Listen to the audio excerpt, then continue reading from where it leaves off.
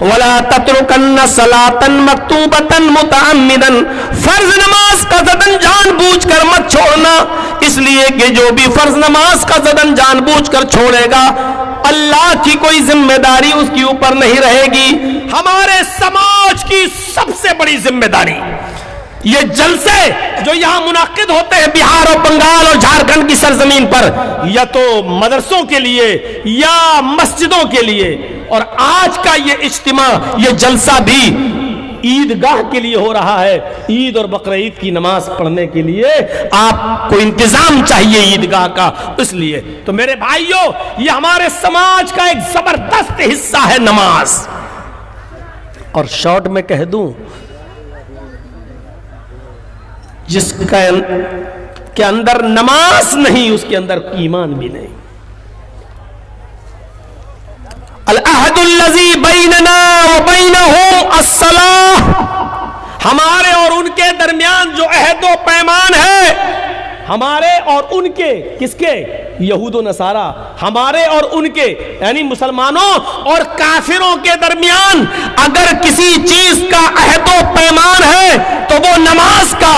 من ترکہا ترک الدین، جس نے نماز کو چھوڑا اس نے دین کو چھوڑ دیا۔ ایک حدیث میں آتا ہے کہ من حدم الصلاۃ حدم، من ترک الصلاۃ حدم الدین، جس نے نماز کو چھوڑا اس نے دین کو گرا دیا۔ میرے بھائیوں غور کرو، جس نے نماز ترک کیا اس نے دین ترک کر دیا۔ ہمارے اور کافروں کے درمیان فرق کرنے والی کوئی چیز ہے تو وہ نماز۔ اگر نماز کو ہٹا دیا جائے تو ہم میں اور کافروں میں کوئی فرق نہیں۔ یہ اللہ کے نبی صلی اللہ علیہ وسلم نے فرمایا۔ اب آپ اندازہ لگائیں ہم کس سماج میں رہ رہے ہیں، اس میں نماز کتنی پڑھی جاتی ہے، ہم کس معاشرے میں رہتے ہیں اس میں نماز کی کتنی پابندی کی جاتی ہے۔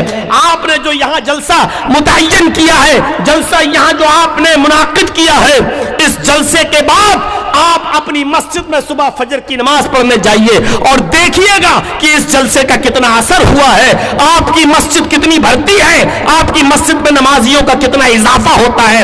اگر آپ کی مسجد رمضان کی طرح فل ہے تو سمجھ لو کہ یہ جلسہ کامیاب، اور آپ کی مسجد میں اگر روزانہ سے بھی کم نمازی آتے ہیں تو سمجھ لو کہ جلسے کا آپ نے کوئی بینیفٹ آپ کو نہیں ملا۔ کہاں میرے بھائیوں، نماز نہیں تو کچھ نہیں۔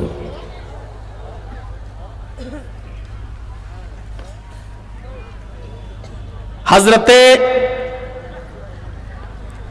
قاضی شریح ایک بہت بڑے قاضی گزرے ہیں، حضرت علی نے ان کو قاضی بنایا تھا۔ ان کا بیٹا ایک مدرسے میں پڑھتا تھا اور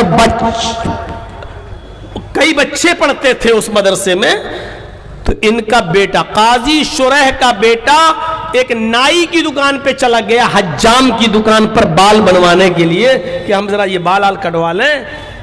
تو وہاں ہوتا ہے ایک دو آدمی بیٹھے ہوئے، ان کے بعد تمہارا نمبر آئے گا، تو وہ بیچارہ بیٹھ گیا۔ اس زمانے میں مائک تو تھے نہیں، گھڑیاں بھی نہیں تھی کہ گھڑی دیکھ لے چل جب ابھی نماز کا ٹائم ہو رہا۔ جب اس کا نمبر آیا تو عصر کی اذان ہونے لگی، اور جب تک اس کا حجامت ہوتی ہے، بال بنتے ہیں، تب تک نماز ختم ہو گئی۔ جب یہ مدرسے کے اندر بال بنوانے کے بعد پہنچتا ہے، قاضی شریح کا بیٹا تو دیکھتا جماعت ختم ہو گئی، اس نے وضو بنایا اور الگ نماز پڑھنے لگا۔ بھائی جماعت ختم تو اب الگ ہی تو نماز پڑھے گا، الگ نماز پڑھنے لگا۔ وہاں کے استادوں کو اس کا الگ نماز پڑھنا پسند نہ آیا، یعنی جماعت کا چھوڑ دینا پسند نہیں آیا۔ استادوں نے اس کو کوئی سزا نہیں دی، لیکن اس اسکول کے اس مدرسے کے ہیڈ ماسٹر نے، پرنسپل نے، صدر نے ایک لیٹر لکھا قاضی شریح کے نام، باپ کے نام، اے قاضی صاحب، سارے زمانے کا فیصلہ تو آپ کرتے ہیں، آپ کے بیٹے کا فیصلہ کون کرے گا؟ آپ کا بیٹا عصر کی نماز سے پہلے مدرسے سے نکلتا ہے، نائی کی دکان پر جاتا ہے، حجامت بنواتا ہے۔ جب وہ حجامت بنوا کر واپس آتا ہے تو عصر کی جماعت ہو چکی ہوتی ہے، اس نے عصر کی نماز بعد میں پڑھی ہے، اس نے جماعت ترک کر دی ہے۔ بتاؤ جماعت کے چھوڑنے کی سزا آپ کے بیٹے کو کیا ملنی چاہیے؟ ہم نے کوئی چیز، بتاؤ فیصلہ، آپ جج ہیں، آپ قاضی ہیں، آپ بتائیں آپ کے بیٹے کو ہم کیا سزا دیں؟ وہاں سے دوسرا لیٹر آتا ہے، ایک قاصد لے کر آیا، اس لیٹر میں قاصد ایک ڈنڈا بھی لے کر آیا، موٹا سا ڈنڈا اور لیٹر میں لکھا ہوا تھا اسکول کے مدرسے کے صدر کے نام، محترم استاذ آپ نے میرے بیٹے کی شکایت کی، میں اپنے قاصد کو بھیج رہا ہوں اور ایک ڈنڈا بھی اس کے ہاتھ میں، اس ڈنڈے سے میرے بیٹے کو اتنا پیٹنا، اتنا پیٹو کہ یہ ڈنڈا 3 ٹکڑے ہو جائے، اور جب 3 ٹکڑے بٹ جائے، 3 ٹکڑے ہو جائے، اس کے بعد میرے بیٹے سے پکا وعدہ لو، اگر وہ وعدہ کر لے کہ اب جماعت کو عدمن قصدن عمدن جان بوجھ کر نہیں چھوڑوں گا، تب میرے بیٹے کو داخل کرو، اور اگر میرا بیٹا اس بات پر تیار نہ ہو تو اس کا کھانا اور پانی بند کر دو، جب تک وہ وعدہ نہ کر لے جماعت نہ چھوڑنے کا، تب تک اس کو بھوکا پیاسا رکھو، چاہے وہ مر ہی کیوں نہ جائے۔ میرے بھائیوں، اپنے بیٹے کے خلاف یہ فیصلہ ایک قاضی شرح کوفہ کے، میرے بھائیوں، حضرت علی کے بنائے ہوئے جج نے یہ فیصلہ سنایا۔ ایک وقت کی نماز کی جماعت چھوٹ گئی، نماز نہیں چھوٹی، نماز تو اس نے بعد میں پڑھ لی، لیکن جماعت چھوٹ گئی، حالانکہ وہ بھی بال بنوانے میں جان بوجھ کر نہیں، بال کٹوانے میں۔ تو قاضی شرح کا فیصلہ یہ تھا، اب ہم اپنے سماج پر غور کریں کہ ہم اپنے بیٹوں کے لیے کیا کرتے ہیں، ہم اپنی اولاد کو کون سی تعلیم دیتے ہیں۔ ارے جب ہم نماز نہیں پڑھتے تو ہماری اولاد کیا نماز پڑھے گی؟ ہم فجر میں سوتے رہتے ہیں تو ہماری اولاد سے کیسے توقع رکھی جائے کہ وہ فجر میں باجماعت نماز پڑھے گی؟ میرے بھائیوں، ہماری بیوی فجر میں سوتی ہے، پھر امید رکھے کہ بیٹی ہماری نماز پڑھے، یہ ہو ہی نہیں سکتا۔ ہماری بیوی جب ٹی وی دیکھے گی تو پھر ہماری بیٹیاں بھی ٹک ٹاک پر، انسٹاگرام پر ویڈیو بنائیں گی۔ میرے بھائیوں، یہ تو ہونا ہی ہے۔ ماں کو بیٹیاں آئیڈیل مانتی ہیں اور باپ کو بیٹے آئیڈیل مانتے ہیں۔ باپ جو کرے گا وہ بیٹا کرے گا، ماں جیسی ہوگی بیٹی بھی اپنی ماں کی نقش قدم پر چلے گی۔ اس لیے مدرس لیپ از فرسٹ کالج فار چلڈرن، ماں کی گود بچے کا پہلا مدرسہ ہے۔ اگر ماں کی گود سے بچہ صحیح اگر تربیت پا گیا تو یہ بچہ آگے چل کے بھی تربیت یافتہ رہے گا، اور ماں کی گود سے بچے کو صحیح تربیت نہیں ملی تو معاف کرنا، بی اے ایم اے کرنے کے بعد، doctor B M S M B B S اور ایم ڈی اور ایم ایس کرنے کے بعد بھی، سی اے بی کام اور ایم کام کرنے کے بعد بھی وہ کھڑے ہو کر پینٹ کی چین کھول کر نالی کے پاس کھڑے ہو کر وہ کتے کی طرح، گدھے کی طرح پیشاب کرتا ہوا نظر آئے گا، کیونکہ ماں کی گود سے اس کو تربیت نہیں ملی۔ ماں کی گود سے تربیت ملے گی تو بچہ تربیت پائے گا، اسکول اور کالجوں میں تربیتیں نہیں ملتی ہیں۔ میرے بھائیوں، دیکھ لو آج جتنے بھی بڑے بڑے لوگوں کو، پڑھے لکھوں کو، نالی کے پاس پینٹ کی چین کھول کر پیشاب کرتے ہوئے دیکھو تو سمجھ لینا کہ ان کے ماں باپ نے اس کو صحیح تربیت نہیں دی ہے۔ ورنہ موطا امام مالک پڑھیے، ایک صحابیہ کے گھر میں ایک بچہ پیدا ہوتا ہے، وہ بچہ جب پیشاب کرتا تھا تو ماں پانی کا برتن اس کی شرمگاہ پر اس کی پیشاب کی جگہ پہ ڈال دیتی تھی۔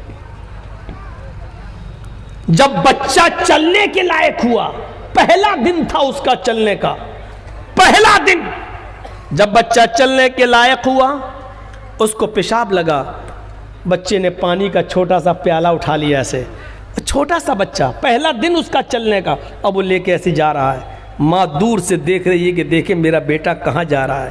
بیٹا ایک جگہ بیٹھ جاتا ہے، اس کو نہیں معلوم، بیٹھ گیا، پیشاب کر لیا، اس کو نہیں معلوم کہ اب استنجا کیسے کیا جائے۔ ماں جیسے پانی ڈالتی تھی ویسی اس نے بھی پانی کا پیالہ لے کے اپنے اوپر ڈال دیا۔ یہ منظر دیکھ کر ماں مسکراتی ہے اور نظر آسمان پہ ڈال کے کہتی ہے، فزت برب الکعبہ، کعبے کے رب کی قسم میں کامیاب ہو گئی۔ میں اپنے بچے کو جو تربیت دینا چاہتی تھی وہ دے دی، میں اپنے بچے کو جیسا بنانا چاہتی تھی بنا دی۔ میں یہی دیکھنا چاہتی تھی کہ میرا بچہ پانی لے کر استنجا کرنے جاتا یا نہیں، بیٹھ کر پیشاب کرتا یا نہیں، ایک سنسان جگہ پہ جاتا یا نہیں۔ اس بچے کو نہیں معلوم کہ پیشاب الگ کرنا چاہیے، کیوں کرنا چاہیے، چاہیے, شرمگاہ کس کے سامنے کھولنا چاہیے, کس کے سامنے نہیں. اس معصوم سے بچے کو کیا معلوم میرے بھائیوں, لیکن وہ الگ جاتا ہے, بیٹھتا ہے, پیشاب کرتا ہے اور پانی کا پیالہ اپنے اوپر ڈال لیتا ہے, اور ماں سمجھ رہی ہے کہ میں اب کامیاب ہو گئی, میں اپنے بچے کو جو تربیت دینا چاہتی تھی میں نے دے دی.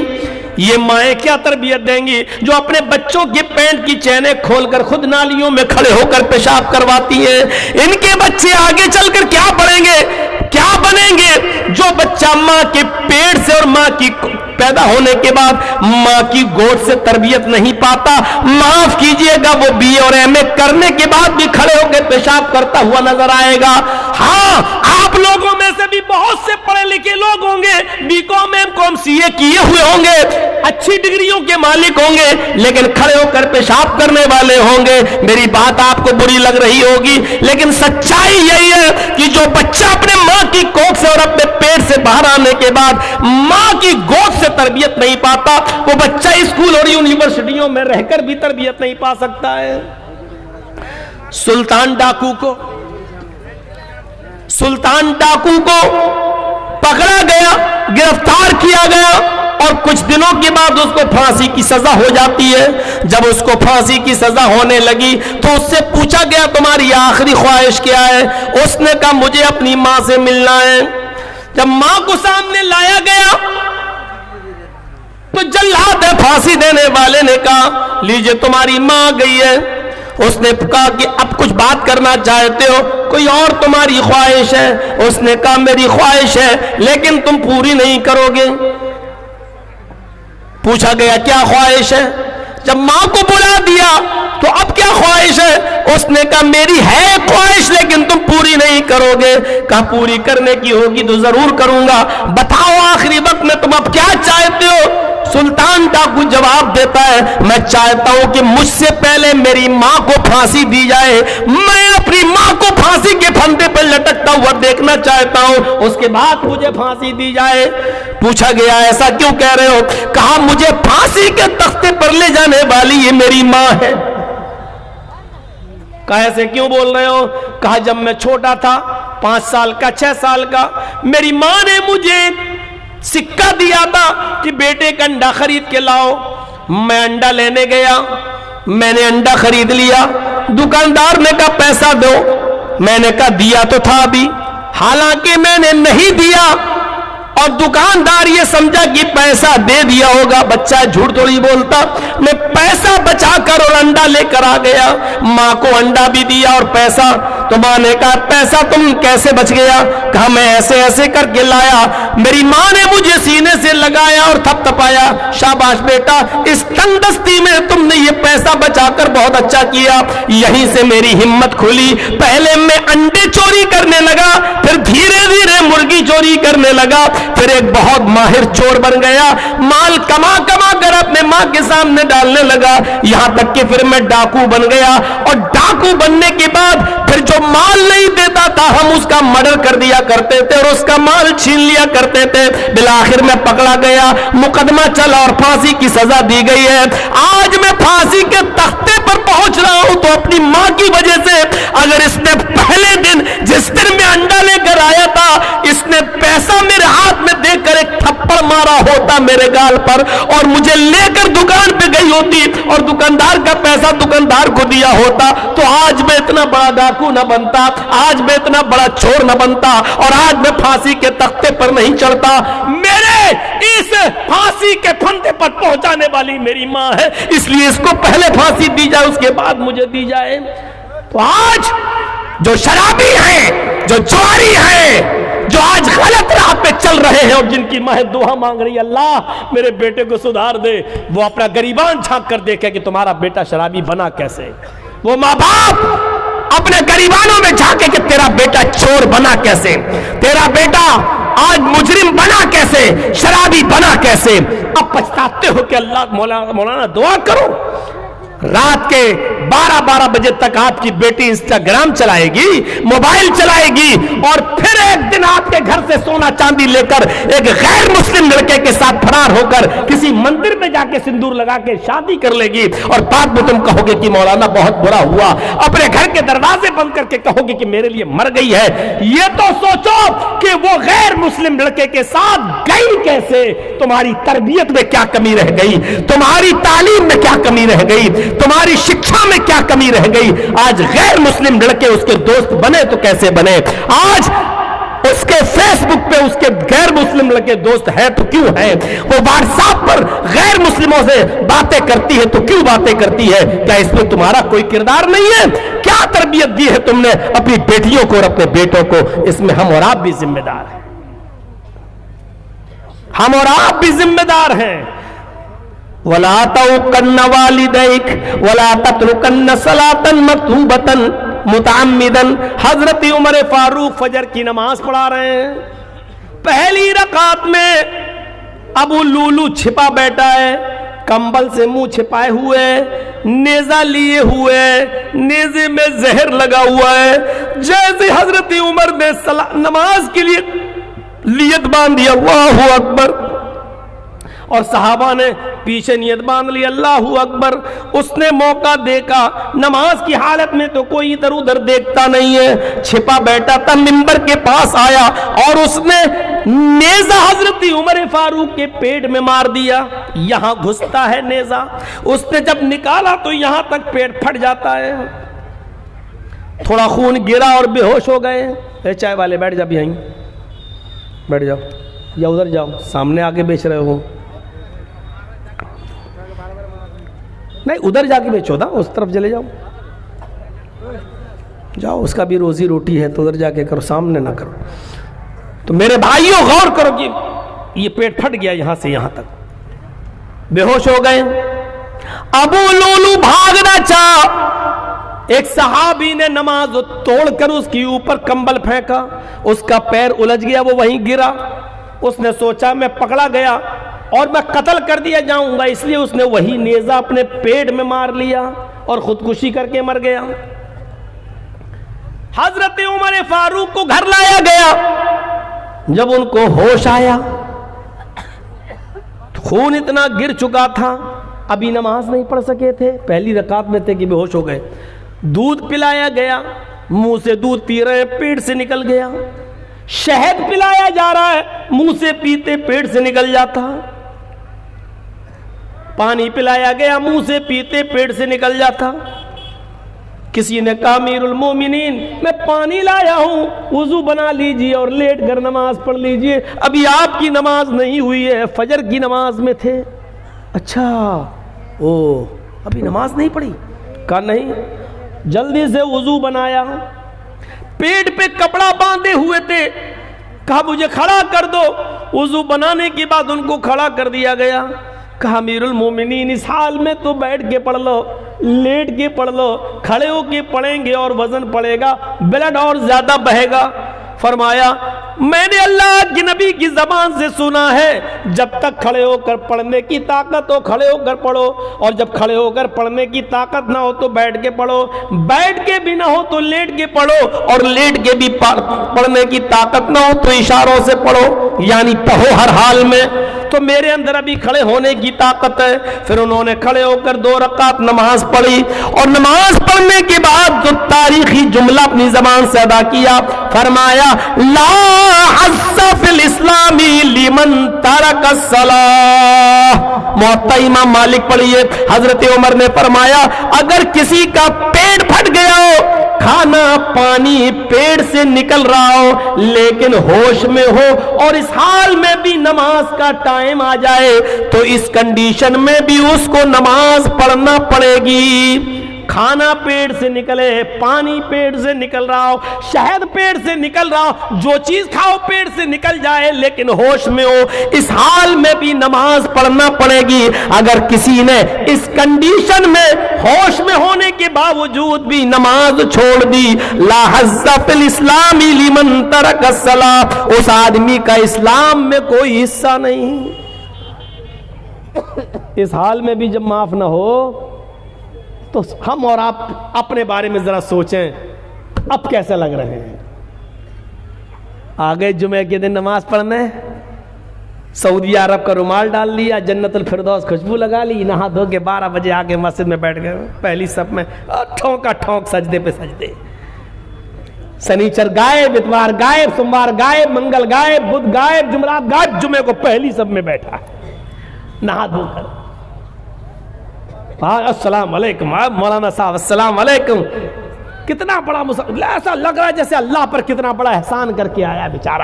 جمعے کی نماز پڑھ کے کیا آیا, لگ رہا ہے جیسے بہت بڑا تیر مار کے آیا ہے, اپنی جان کو جوخم میں ڈال کے آیا ہے. جمعے کی پڑھی, جمعے کے دن کی فجر غائب.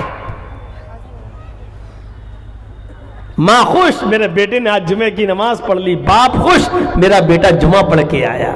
سوچو, یہاں فجر کی نماز, پیٹ پھٹ گیا, کھانا پانی دودھ سب پیٹ سے نکل رہا ہے, پھر بھی کھڑے ہو کے نماز پڑھ رہے ہیں اور کہہ رہے ہیں کہ لا حظ الاسلام لمن ترک الصلاۃ. اس حال میں بھی اگر کوئی نماز نہیں پڑھتا اور ہوش میں ہے تو اس کا اسلام میں کوئی حصہ نہیں. سوچو,